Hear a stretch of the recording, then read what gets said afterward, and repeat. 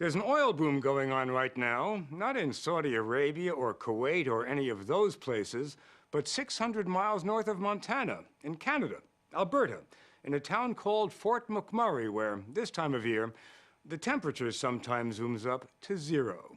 The oilmen up there aren't digging holes in the sand and hoping for a spout. They're digging up dirt, dirt which is saturated with oil. They're called oil sands, and if you've never heard of them, you're in for a big surprise because the reserves are so vast in the province of Alberta that they'll help solve America's energy needs for the next century. Within a few years, the oil sands are likely to become more important to the United States than all the oil that comes to us from Saudi Arabia. There's a new way to watch 60 Minutes on the iPad. See our stories anytime, anywhere. Available in the App Store now.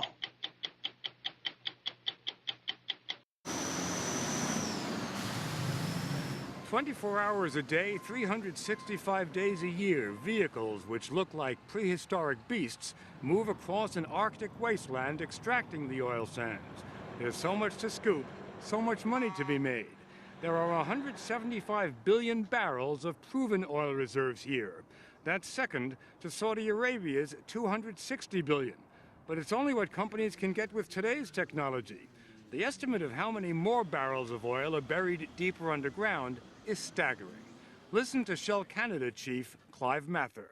We know there is much, much more there. The total estimates could be 2 trillion or even higher. 2 trillion? 2 trillion. That's the number with a T. That's the number with a T. This is a very, very big resource. Very big? That's 8 times the amount of reserves in Saudi Arabia. The oil sands are buried under forests in Alberta the size of Florida.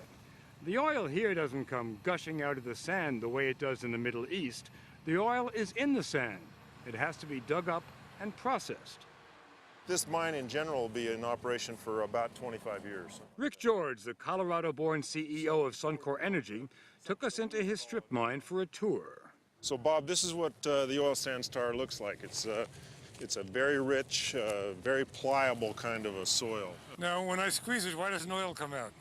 Well, because it's not warm enough. If you add this to hot water, you'll start the separation process, and you'll see the oil come to the top of the water, and you'll see sand drop to the bottom. It looks like topsoil, doesn't it? It does, but it is oil. It looks like topsoil, but all it grows is money. It didn't always. The oil sands have been in the ground for millions of years, but for decades, prospectors lost millions of dollars trying to squeeze the oil out of the sand. It simply cost too much.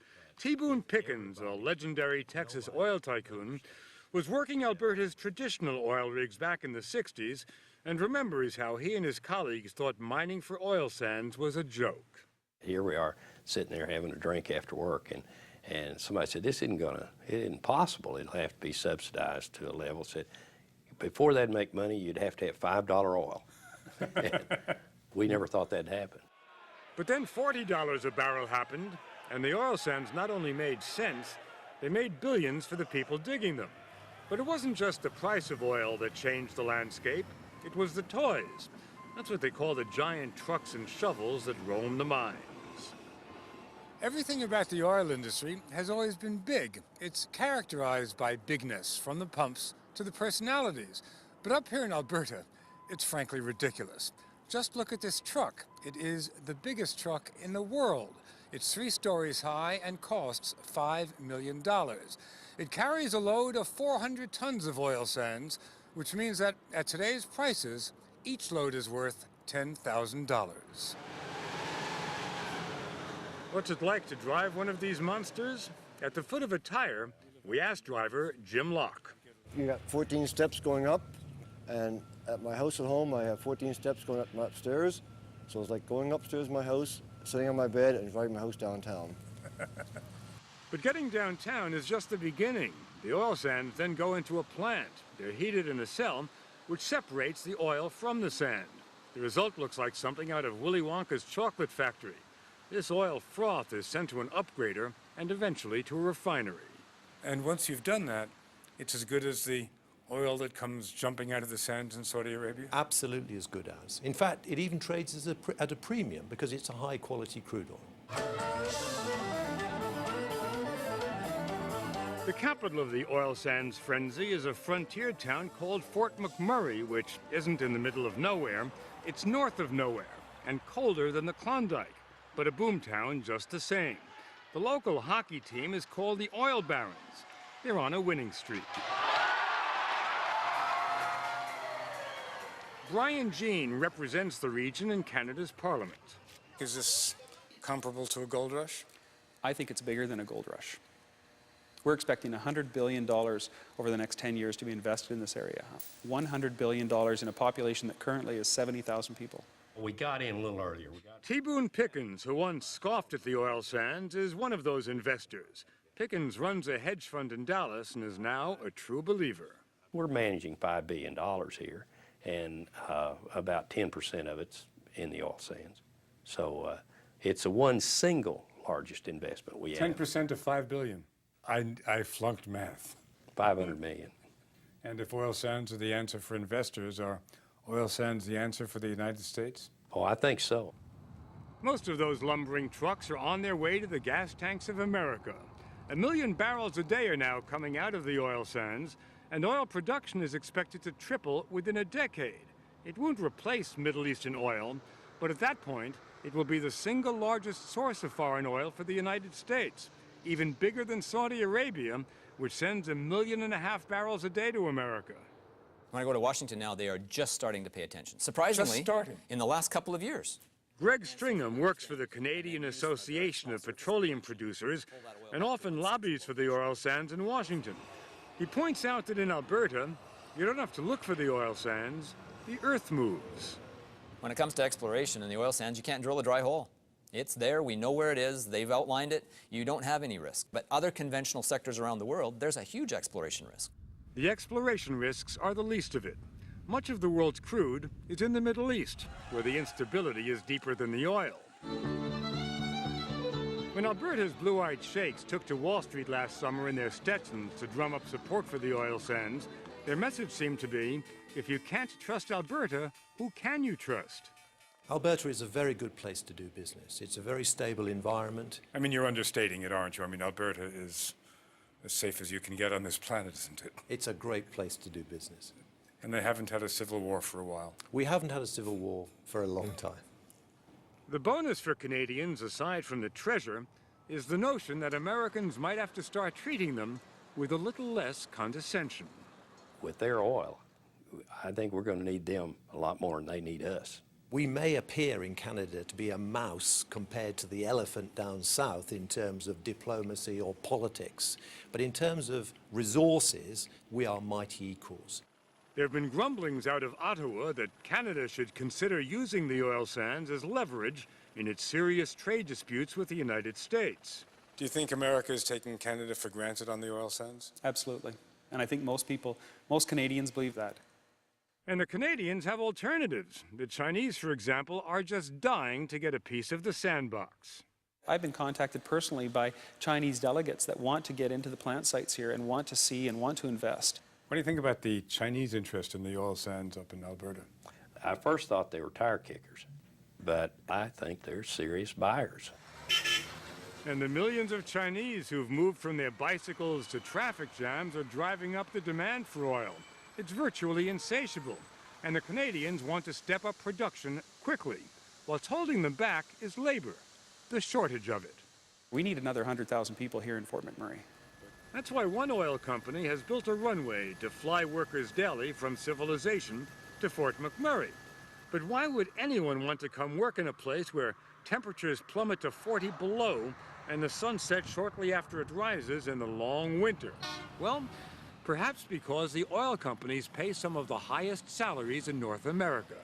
Take George Schlichty. It could be up to about, well, around here, maybe 120,000. So it's pretty good. So you could be making 120 grand by the time you're 22, huh? Yeah, it's amazing. But even if workers come flocking, the oil companies still have other problems. Creating energy from oil sands requires so much energy that the oil companies wind up spiking greenhouse gas emissions. And they do it in volumes that exceed any other production of oil crude anywhere on the planet. Elizabeth May is the director of the Sierra Club of Canada. She takes issue not only with what the oil sands are doing to the atmosphere, but to the land. The oil companies, environmentalists say, are digging up an entire province.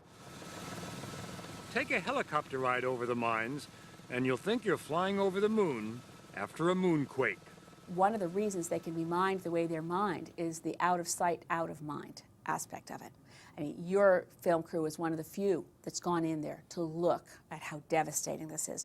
Even the money men have noticed. Can't argue with it. I mean, there's no question that, that they've got a mess up there. I do believe that will be taken care of over time.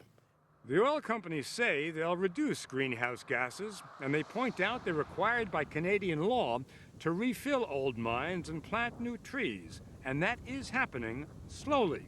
One company, Syncrude, has even introduced bison to land that was once a barren pit. Rick George of Suncor Energy insists in the future people won't recognize the mines. So what you see today is a mine. What you'll see 10 years from now is a replanted forest. You're telling me that if I come here, it's going to be pretty? Absolutely. These sites will all be gone back. Now, we'll be mining at a different location at that point, but this will look forested when we're getting done with it in 20 years' time. But there's a larger question that not only environmentalists are asking. Will the availability of an enormous supply of secure oil right next door mean America will have little incentive to reduce its dependence on oil? What Canada's doing is continuing to feed the U.S. addiction to fossil fuels. Instead of being the kind of friend who says, let's make a helpful intervention here, we're acting as the supplier of a drug fix to the U.S. while all the time saying, just say no, but we keep selling it. But unless the Chinese go back to bicycles and Americans trash their SUVs, there will be buyers for oil anywhere, no matter how it's found or mined.